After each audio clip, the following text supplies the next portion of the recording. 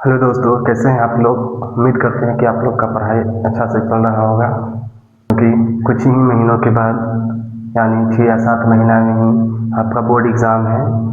इसमें अच्छा करने के लिए आपको पढ़ाई तो करना पड़ेगा, सभी सब्जेक्टों को समय देना होगा। उसी में से एक मैथ की अगर हम बात करें तो मैथ एक बहुत ही शानदार सब्जेक्ट है। और मैथ में क्लास 10th में एक टॉपिक है जिसका नाम है ट्रिगोनोमेट्री। यह एक ऐसा पोर्शन है जिसमें आपको अच्छा नंबर दिलाएगा, थोड़ा सा मेहनत और नंबर अच्छा खासा। तो उम्मीद करते हैं कि जो भी हम पढ़ाएंगे वो आपको समझ में आए। ठीक है, तो त्रिकोणमिति के बारे में अगर हम देखते हैं, त्रिगोनोमेट्री जिसको हिंदी में त्रिकोणमिति कहते हैं, हिंदी में त्रिकोणमिति कहते हैं। पहले तो इसका हम अर्थ समझते हैं कि त्रिकोणमिति का अर्थ क्या होता है। त्रिकोणमिति में अगर हम इसको तोड़े त्रिकोणमिति को, तो एक शब्द आता है त्रि, एक होता है कोण, एक होता है मिति। त्रिकोणमिति को अगर हम तोड़ते हैं तो एक होता है त्रि, एक होता है कोण और एक होता है मिति। अब इसका अर्थ अगर हम देखते हैं तो त्रि का मतलब हो जाता है 3, कोण का मतलब तो जानते ही हैं कि कोण ही होता है, और मिति का मतलब माप होता है। यानी इसमें हम 3 कोणों की मापों के बारे में पढ़ेंगे। जैसे त्रिभुज है तो त्रिभुज में 3 कोण होता है, तो इसमें मिलनीय रूप से हम समकोण त्रिभुज के बारे में पढ़ेंगे। मिलनीय रूप से हम लोग समकोण त्रिभुज के बारे में पढ़ेंगे कि समकोण त्रिभुज में किसको कहते हैं। तो जिस त्रिभुज का एक कोण 90 डिग्री हो, ये 90 डिग्री हो, वही क्या कहलाएगा, समकोण त्रिभुज कहलाता है। अब हम देखते हैं कि इस त्रिकोणमिति में हमको क्या क्या सीखना है। तो इसमें एक लंब के बारे में जानना है कि लंब कौन है, एक जानना है आधार के बारे में कि आधार कौन है, और एक जानना है कर्ण के बारे में कि कर्ण कौन है। त्रिकोणमिति में होता यह है कि जैसे ही थीटा का मान बदलता है, थीटा कहने का मतलब कि कोण का झुकाव, कोण का झुकाव। जैसे एक कोण यहाँ बन रहा है तो इसको हम थीटा कह सकते हैं, अगर एक कोण यहाँ बन सकता है तो इसको भी हम थीटा कह सकते हैं। ठीक है, तो थीटा के अनुसार हमेशा लंब आधार का मान बदलता है, जबकि कर्ण हमेशा क्या रहते हैं, फिक्स रहते हैं। कर्ण हमेशा फिक्स रहते हैं। अब देखते हैं कैसे कि अगर मान लेते हैं कोई समकोण त्रिभुज है, कोई समकोण त्रिभुज है, कोई समकोण क्या हो गया, त्रिभुज है, तो कर्ण का ये हमेशा रूल होता है कि 90 डिग्री के सामने वाला जो भुजा होता है, 90 डिग्री के सामने वाली जो भुजा होता है उसको हम कर्ण कहते हैं। उसको क्या कहते हैं, कर्ण कहते हैं। यानी इंग्लिश में इसको हाइपोटेनस के नाम से भी जानते हैं, हाइपोटेनस। और अगर कोई एंगल नहीं दिया हो, कोई थीटा नहीं दिया हो, तो इसको हम लंब भी बोल सकते हैं, आधार भी कह सकते हैं। तो क्योंकि ये नीचे बेस में है तो इसको हम आधार कह सकते हैं और इसको हम लंब कह सकते हैं। ठीक है, तो अगर हम देखें तो ए बी मेरा क्या हो गया, ए बी मेरा लंब हो गया। बी सी मेरा क्या हो गया, तो बी सी मेरा आधार हो गया, बी सी मेरा आधार हो गया। ए सी क्या है, तो ए सी कर्ण है, ए सी क्या हो गया, कर्ण। सेम अगर हम एक दूसरे त्रिभुज की बात करें, एक दूसरे त्रिभुज की अगर हम बात करते हैं जिसमें एक 90 डिग्री हो गया, ए बी सी हो गया, लेकिन इसमें यहाँ अगर थीटा यहाँ दे दें, इस थीटा के अनुसार देखिए कि लंब कौन है, आधार कौन है और कर्ण कौन है। तो इस थीटा के अनुसार देखेंगे तो थीटा के सामने वाली जो भुजा होती है वो हमेशा लंब होती है, थीटा के सामने वाली भुजा हमेशा लंब होती है। यानी हम लिख देते हैं कि थीटा की सामने वाली भुजा हमेशा लंब होती है, हमेशा लंब होती है। थीटा के सामने वाली भुजा लंब होती है। और इसमें हम पढ़ें कि 90 डिग्री के सामने वाली भुजा कर्ण होती है। तो ये मान ली मेरा 90 डिग्री है, तो इसके सामने वाली भुजा ये हो, तो ये मेरा क्या हो जाएगा, कर्ण। और वैसे भी एक त्रिभुज में तीन चीज, लंब, आधार और कर्ण। तो लंब हमको पता चल गया, थीटा के सामने जो भुजा रहेगा वो लंब, 90 डिग्री के सामने जो भुजा रहेगा वो कर्ण। तो बच गया एक आधार, तो ये वाला भुजा क्या हो जाएंगे, आधार हो जाएंगे। ठीक है। अब त्रिभुज में अनुपात चलता है कि अगर कोई भी त्रिभुज का रेशियो लंब और आधार के रेशियो में रहे तो उसका क्या नाम होता है, कर्ण। और लंब के रेशियो में रहेगा उसका क्या नाम होता है, अगर आधार और कर्ण के रेशियो में रहे तो उसका क्या त्रिभुज में मान होता है। तो इस प्रकार टोटल त्रिकोणमिति में 6 मान होते हैं। 6 मान कहने का मतलब कि त्रिकोणमितीय अनुपात 6 होते हैं। कौन कौन होते हैं, तो पहला होते हैं साइन थीटा, दूसरा होते हैं कॉस थीटा और तीसरा होते हैं टेन थीटा। ये 3 निष्पत्तियां हैं, त्रिभुज का रेशियो है कि एक साइन थीटा होते हैं, एक कॉस थीटा और एक टेन थीटा। ये साइन कॉस टेन जो है ये हमेशा दो भुजाओं का अनुपात है, ये हमेशा दो भुजा का अनुपात होता है। जैसे साइन थीटा जो होता है, साइन थीटा जो होता है वो लंब और कर्ण का अनुपात होता है। साइन थीटा कौन होता है, तो लंब और कर्ण का अनुपात होता है। लंब मतलब P और कर्ण मतलब H, यानी हम साइन थीटा को डायरेक्ट कह सकते हैं P/H। साइन थीटा बराबर क्या हो सकता है, P/H। उसी प्रकार कॉस थीटा जो होता है ये भी दो भुजाओं के अनुपात होते हैं। दो भुजा का क्या होता है, अनुपात। लेकिन कौन दो भुजा का, तो ये हो जाते हैं आधार, आधार बटा कर्ण का, आधार बटा कर्ण का। तो आधार मतलब B और कर्ण मतलब H, यानी बेस बाई हाइपोटेनस। उसी प्रकार टेन थीटा जो होते हैं वो भी दो भुजाओं के अनुपात होते हैं। टेन थीटा लंब बटा आधार, लंब बटा आधार यानी P/B। यानी 3 फार्मूला है। साइन थीटा का फार्मूला क्या होता है, P/H। कॉस थीटा का फार्मूला क्या होता है, B/H। और टेन थीटा का फार्मूला होता है P/B। ठीक है। इसी से चौथा फार्मूला भी बन जाता है रेसिप्रोकल, जिसका साइन का उल्टा हो जाता है। तो साइन का उल्टा होता है कोसेक थीटा, साइन का उल्टा कोसेक थीटा, साइन का उल्टा कोसेक। तो अगर साइन का उल्टा कोसेक हो रहा है तो इसका मान भी क्या होगा, उल्टा। तो लंब बटा कर्ण का उल्टा हो जाएगा कर्ण बटा लंब। कर्ण को डिनोट करते हैं H से और लंब को डिनोट करते हैं P से। इसी प्रकार cos थीटा का जो उल्टा हो जाएगा, cos थीटा का उल्टा आ जाता है sec थीटा, cos थीटा का उल्टा sec थीटा। तो इसका मान भी क्या होगा, उल्टा। तो कर्ण ऊपर चला जाएगा और आधार नीचे चला जाएगा।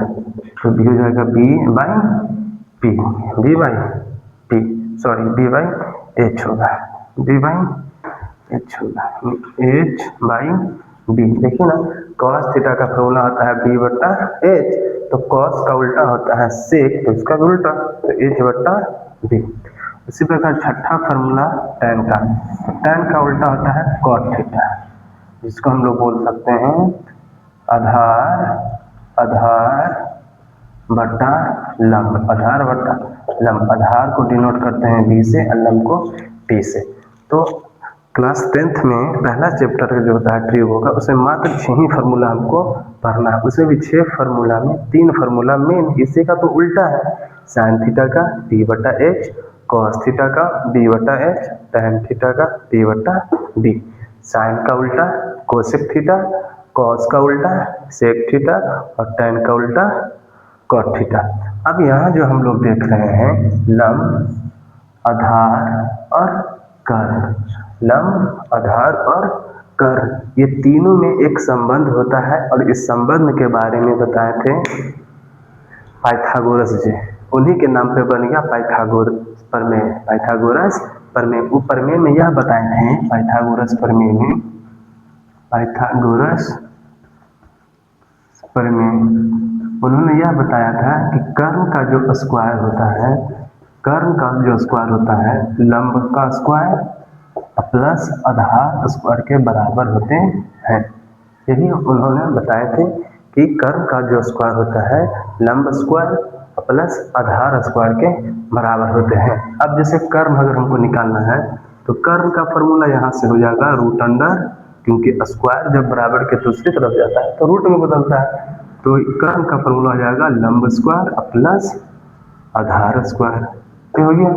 इसी प्रकार अगर लंब पूछे, लंब क्योंकि सबसे बड़ा भुजा इसमें कौन होता है, कर्म होता है। अगर इसमें देखिएगा तो सबसे बड़ा भुजा कौन होता है, कर्म। तो कर्म को अगर निकालना है तो हमेशा दोनों को जोड़ देंगे, जबकि लंब और आधार दोनों में से कोई भी निकालना हो, लंब या आधार दोनों में से किसी का भी मान निकालना है, अगर मान लें हमको लंब निकालना है तो इसको हम कर्म में से घटा देंगे। कर्म का स्क्वायर, लंब निकालना है तो हम आधार को घटाएंगे, लंब निकालना है तो हम आधार को घटाएंगे। अगर हमको यहाँ से आधार निकालना है, आधार निकालना है तो हम यहाँ में से कर्म के स्क्वायर में से लंब के स्क्वायर को घटा देंगे। ठीक है, लंब निकालना है तो कर्म में से आधार को घटाएंगे स्क्वायर करके, आधार निकालना है तो कर्म में से लंब को घटाएंगे।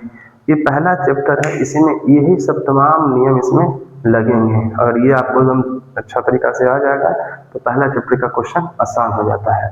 कभी कभी पहले ही पूछता है। अच्छा, इसको पहले उठा देते हैं।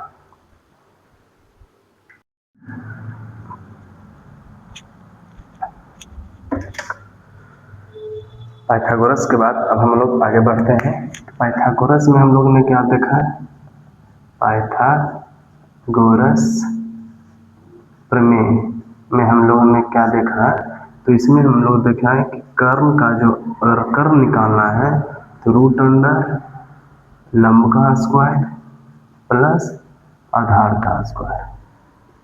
ठीक है, अगर हमको लंब निकालना है तो रूट अंडर, लंब निकालना है तो रूट अंडर कर्म का स्क्वायर माइनस आधार का स्क्वायर।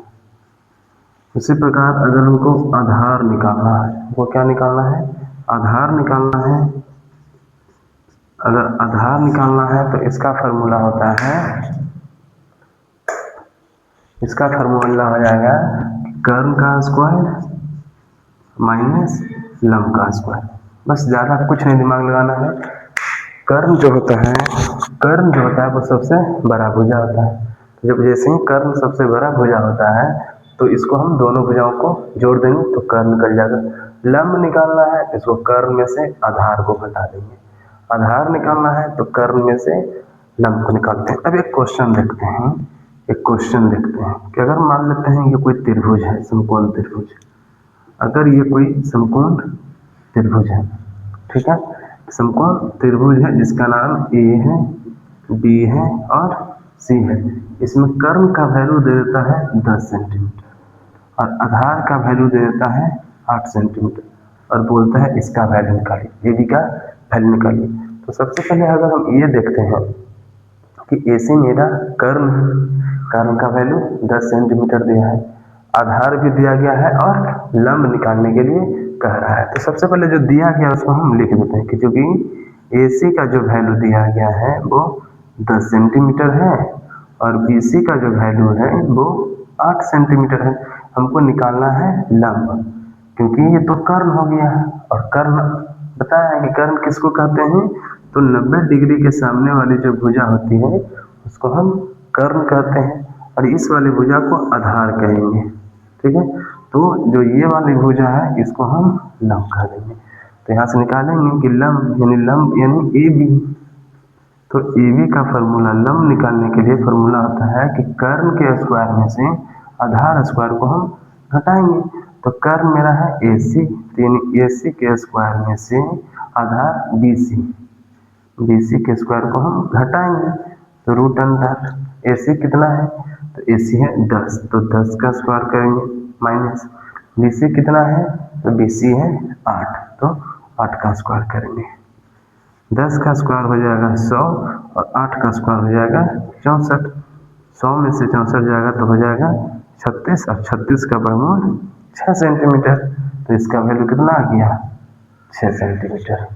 ठीक है, तो जब भी कभी लंब निकालने के लिए बोले, आधार निकालने के लिए बोले, कर्ण निकालने के लिए बोलिए, तो हमेशा हम किसका प्रयोग करेंगे? पाइथागोरस प्रमेय का प्रयोग करेंगे। इसी में क्वेश्चन में अगर बोल देता है कि थीटा ये रहा, इसी क्वेश्चन में बोलता है कि थीटा ये रहा, तो आप साइन थीटा का मान निकालिए, कॉस थीटा का मान निकालिए और टेन थीटा का मान निकालिए। थीटा कुछ नहीं है, एक प्रकार के ये कोण को सूचित करता है, कितना डिग्री, कौन सा डिग्री। अगर मान लीजिए यहाँ थीटा 1 इसको हम मानते हैं, इसको थीटा 1 मानते हैं, उसके बाद बोले कि साइन थीटा 1 का मान निकालिए, कॉस थीटा 1 का मान निकालिए और टेन थीटा 1 का मान निकालिए। तो क्या करेंगे? तो कुछ नहीं, बस साइन थीटा का फॉर्मूला होता है पी बटा एच, पी बटा एच लिख देंगे। अब हम देखेंगे कि थीटा के अनुसार लंब, तो हमने अभी पढ़ा है कि थीटा के जो सामने वाली भुजा होता है उसको हम लोग लंब कहते हैं, थीटा के सामने वाली भुजा को लंब कहते हैं। तो लंब मेरा ए बी, लिख देंगे ए बी, जबकि कर्ण ए सी, कर्ण ए सी। ए बी का वैल्यू कितना है? तो ए बी का वैल्यू अभी हम लोगों ने निकाला है 6 सेंटीमीटर, यहाँ लिख देंगे 6 सेंटीमीटर। और ए सी कितना है? तो ए सी है 10 सेंटीमीटर, 6 सेंटीमीटर और 10 सेंटीमीटर, ऐसे भी सेंटीमीटर से सेंटीमीटर कट जाएगा तो 6 बटा 10 आ गया। उसी प्रकार अगर यहाँ बोलता साइन थीटा का मान, तो देखिए ध्यान से, यहाँ था थीटा, तो यहाँ थीटा के अनुसार हम चले, यहाँ है थीटा 1, तो थीटा 1 के अनुसार हम लोग चलेंगे।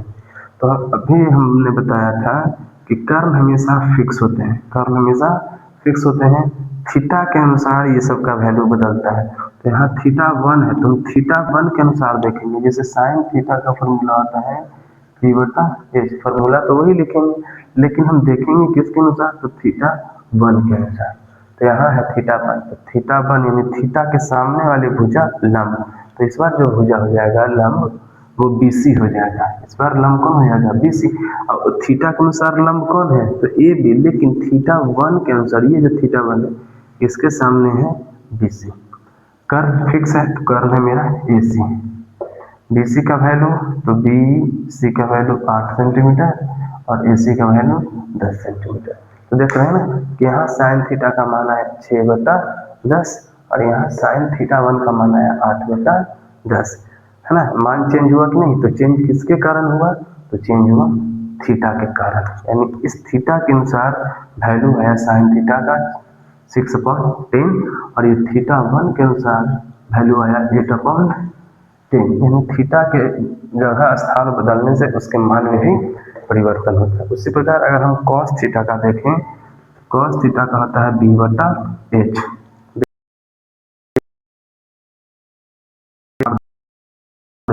सामने वाला लंब हो गया, ये तो कर्ण फिक्स है, तो बचा ये मेरा आधार हो गया BC, फिक्स है AC, तो BC अपॉन AC, BC का वैल्यू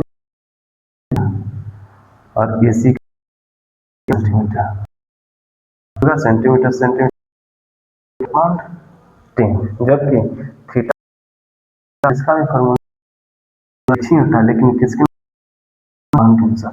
तो लिखने वाला लंब नहीं लिखना है, आधार है मेरा AB, है कर्ण है मेरा AC, ठीक है।